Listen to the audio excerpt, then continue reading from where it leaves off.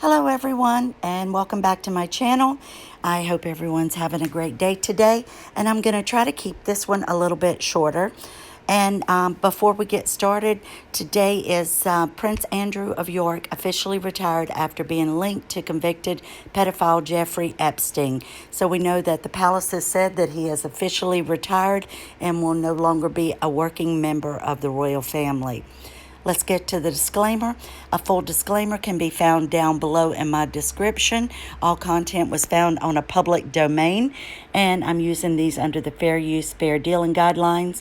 These are my own opinions and are subjective. I urge you to do your own research, and I want to ask everyone who is viewing my video, if you like it, please subscribe to my channel. I'm trying to get enough subscribers so that I will be able to monetize my channel with ads. So thank you for that, and let's get started.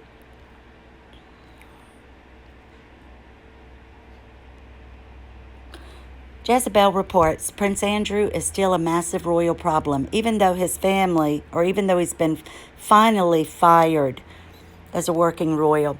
A little update on Prince Andrew, sideline royal and prominent friend of convicted sex offender Jeffrey Epstein. He is reportedly out of the royal rotation for life, with the door shut, locked, and possibly bricked up, and yet still heaping new embarrassment upon the Windsors. I know because of everything that happened with Harry and Meghan, it kind of kept him out of the news a little bit.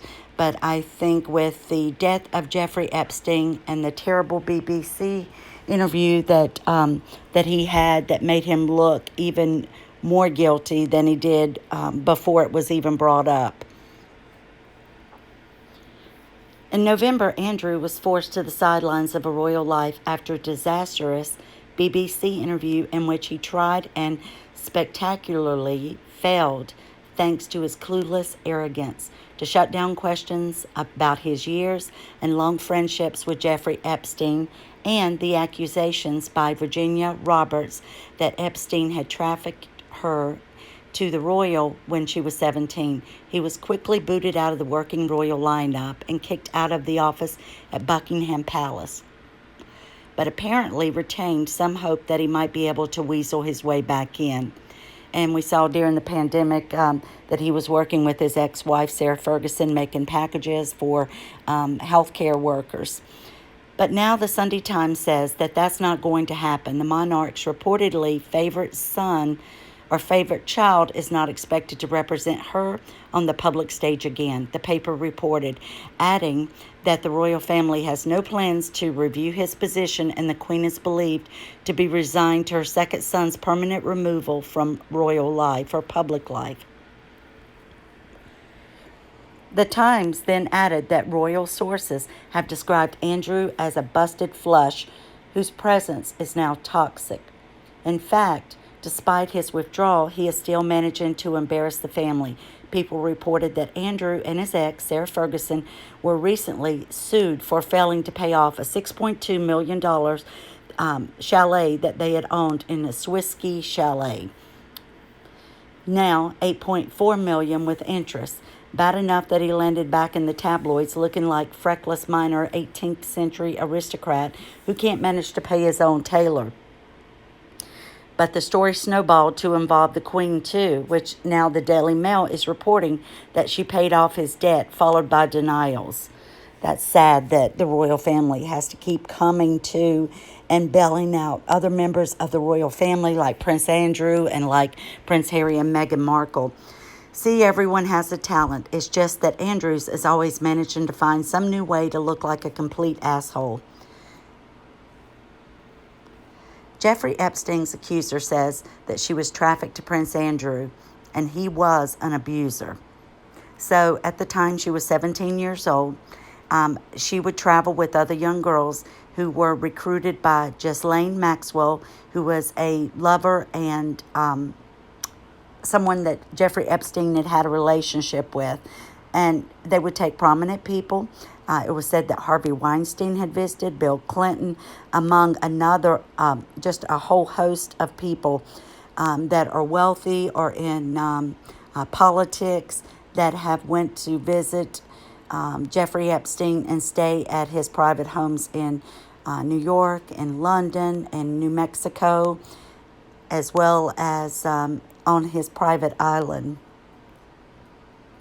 The woman who has said she was sexually trafficked by Jeffrey Epstein to his erstwhile pal Prince Andrew continues to accuse the royal, at this time on NBC News.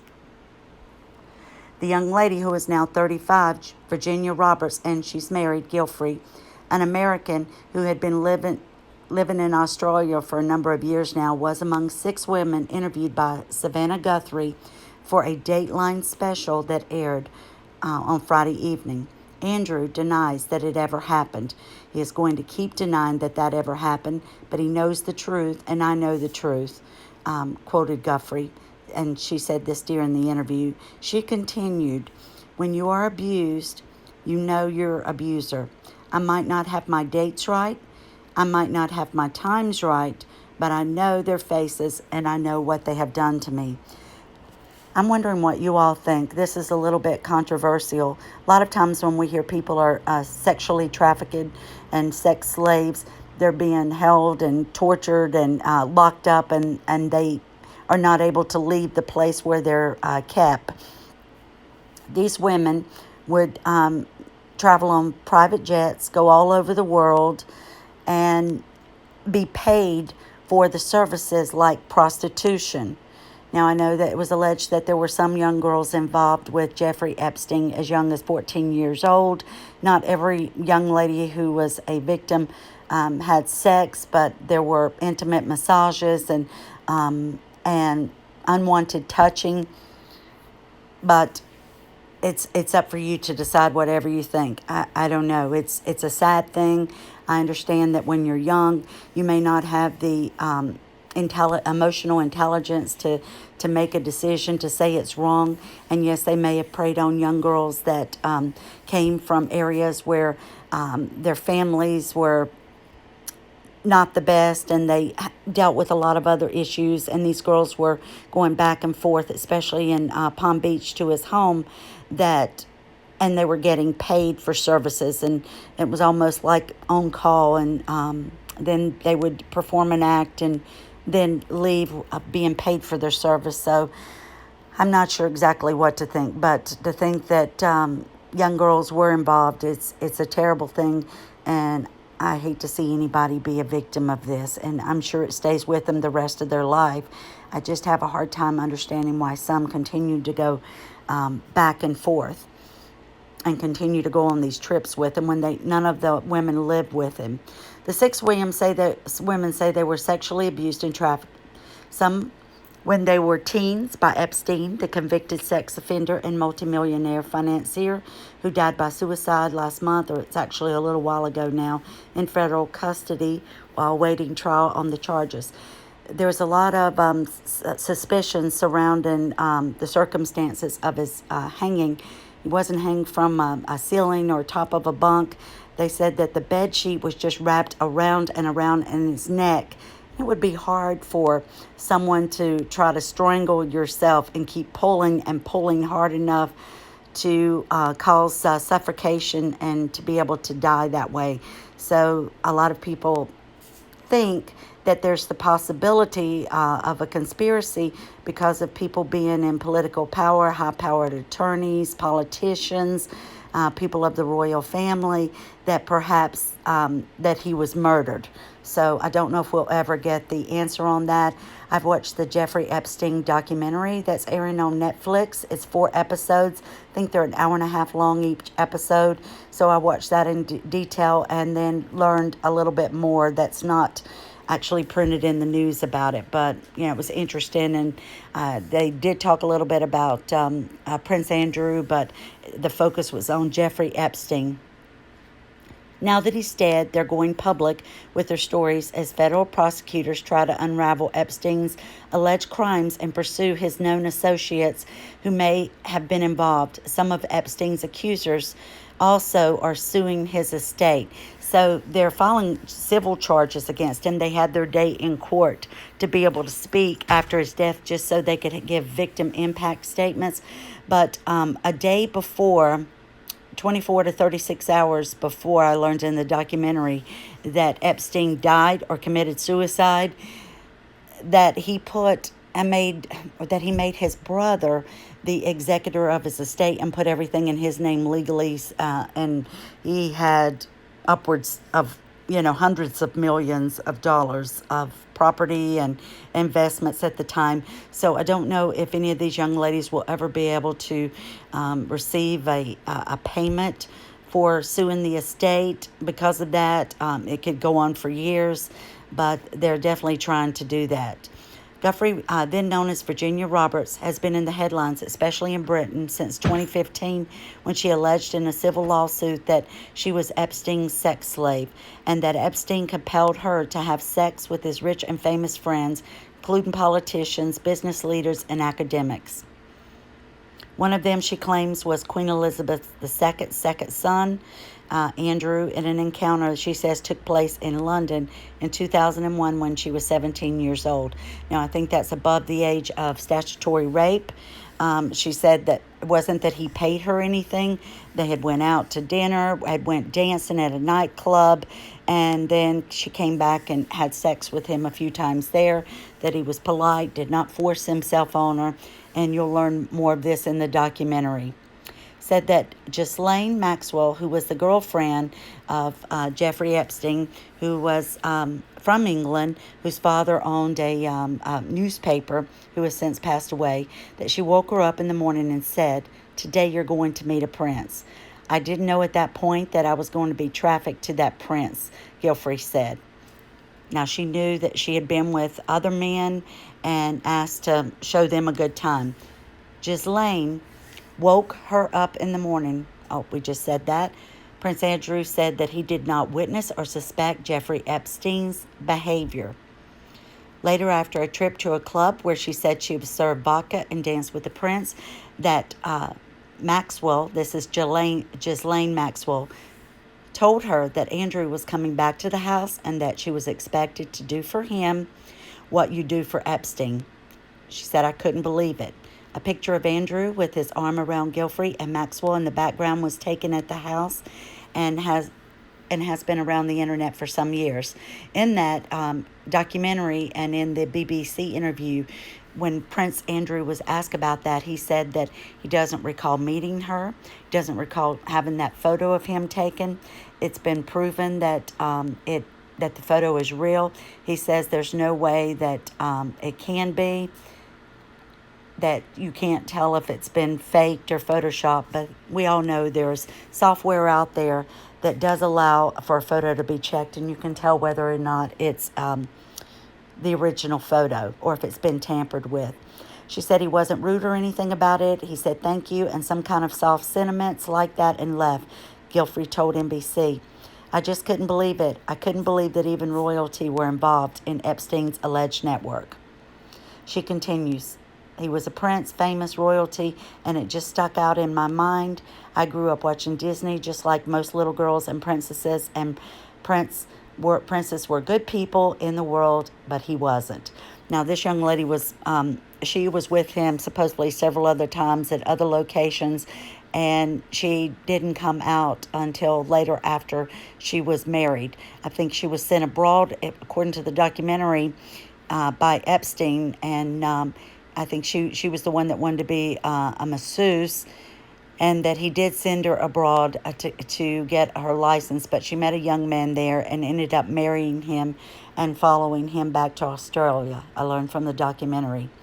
Maxwell, whose whereabouts are unknown, and she has not been charged with a crime, but Gilfrey sued her for defamation for calling her a liar and settled for an undisclosed sum in 2017. It was in connection with the lawsuit that more of Gilfrey, this is Virginia Roberts Gilfrey, the young girl's accusations against Andrew and other powerful friends of Epstein reemerged this year, when previously sealed court documents were unsealed just before Epstein's suicide.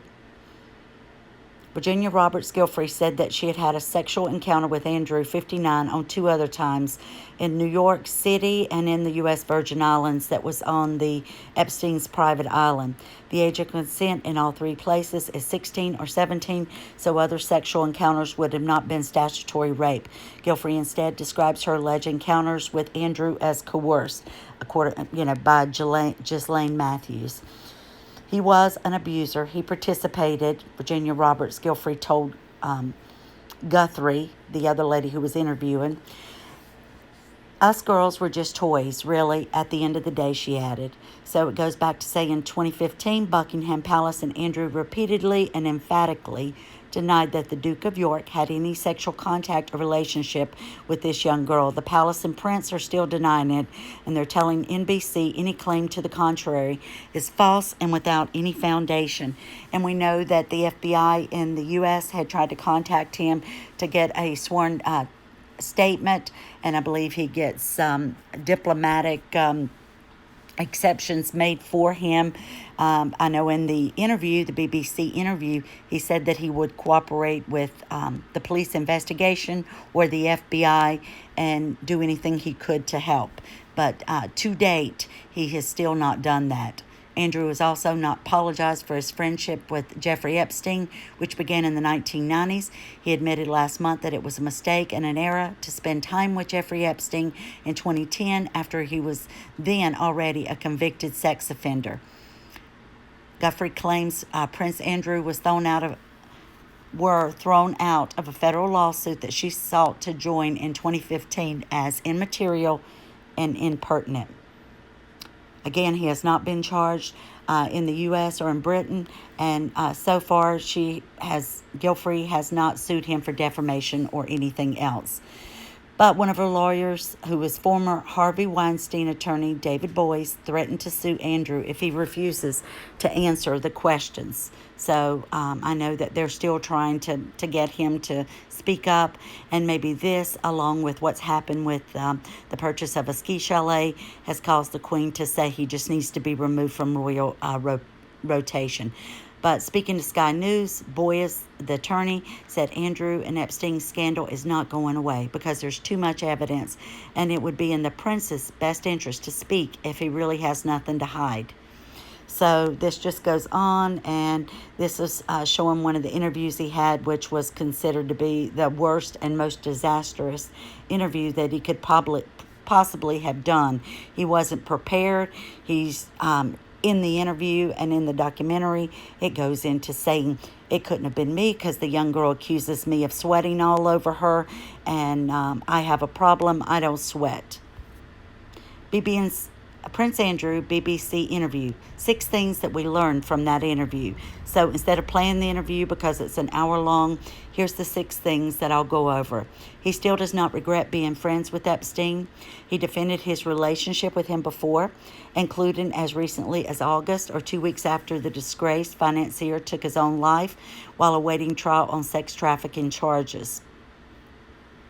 We know that Prince Andrew, really his friendship with Jeffrey Epstein started or came about from Ghislaine Maxwell, who was from England. Again, her father was the head of a very successful newspaper, and she was Oxford educated, and she would be invited to some of the royal events, and Jeffrey Epstein, who was her boyfriend, was her +1. So that's how he got his foot in the door with the royal family, or some members of it.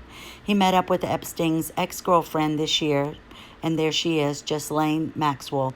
But it was later said that she would also recruit these girls to come in to give him a massage, but she had also participated with the young girls and Jeffrey in menage a trois, on different occasions.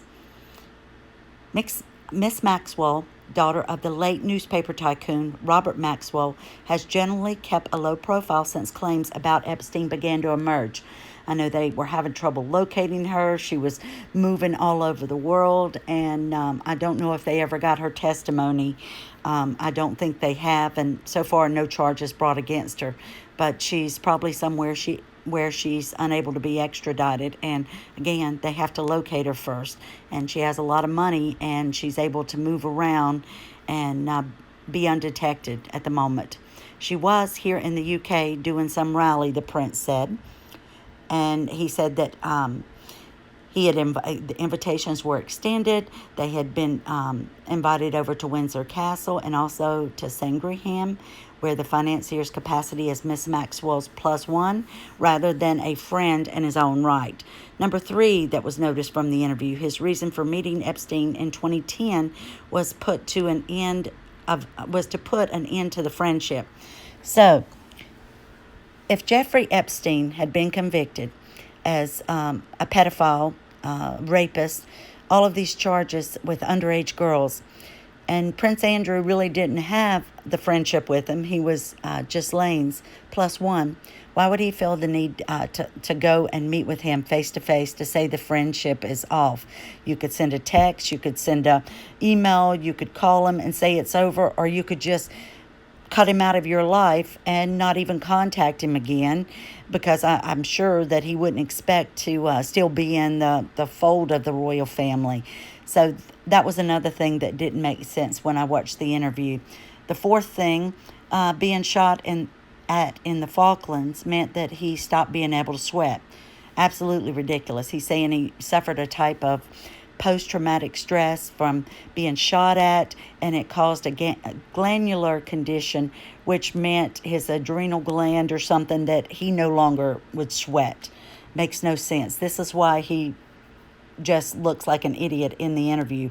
This is a picture of Virginia Roberts Godfrey the night that she supposedly or allegedly went out to the club with Prince Andrew, and the night that she was told that she would do for him what she did for Jeffrey Epstein. Over to the right is Ghislaine Maxwell, who is the friend of Prince Andrew and is the young lady who is allegedly recruited these young girls.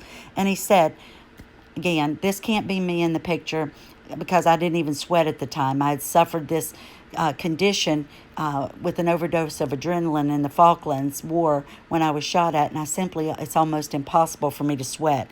And he said this because the young girl in her testimony or statement had said that they had went out dancing and that, he was just disgusting. He had sweated all over and his shirt was soaking wet. So that was him saying, it couldn't have been me that you were out with because I don't sweat. And also, he said that he had been to Peace Express in Woking that night with one of his daughters. But now the young girl did say, I may not have the dates right or the times, but I know what happened. But he looked back in his diary and said, this was the day I was taking one of my daughters to the Pizza Express. And we were there at about 4 or 5, and she was attending a party. And then because the Duchess was away at the time, that it meant that one of us always stayed with the kids. If one was away, the other one would always be there to take care of them. So he said, it absolutely could not be me. So you should watch the BBC interview. You should watch the Netflix documentary if you're interested in this subject, and see some of the other videos that are on this. Now, let me just go back. And this is the end. I want to thank you again for watching my channel. I hope I didn't keep on too long this time. Please subscribe. I hope you'll leave comments. I love hearing your feedback and know what you think, and please suggest content. Have a great day, and I'll be back soon with another video. Thank you for watching.